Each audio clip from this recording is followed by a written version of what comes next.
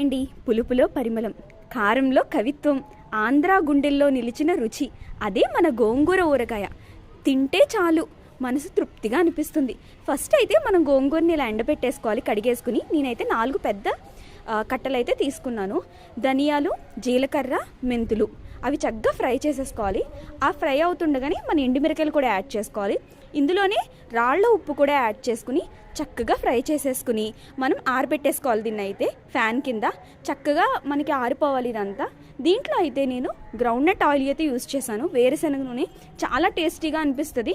చక్కగా ఆరిపోయిన తర్వాత మనం ఎల్లుల్లిపాయ వేసుకుని మిక్సీ పట్టేసుకోవాలి. నెక్స్ట్ అయితే గోంగూరని 4 బ్యాచెస్ కింద చక్కగా ఉడకపెట్టేసుకుని కచ్చా పచ్చా మిక్సీ అయితే పట్టేసుకోవాలి. ఆల్రెడీ మనం మిక్సీ పెట్టుకున్నాం కదా ఎండుమిరపకాయల పొడి, అది కూడా యాడ్ చేసేసుకుని కలిపేసుకుని పక్కన పెట్టుకుంటే ఆయిల్ దాని అంతటా అదే పైకి వచ్చేస్తుంది. చాలా టేస్టీగా ఉంటుంది. ట్రై చేయండి. మీరైతే వీడియో లైక్ చేసి సబ్స్క్రైబ్ చేయడం మాత్రం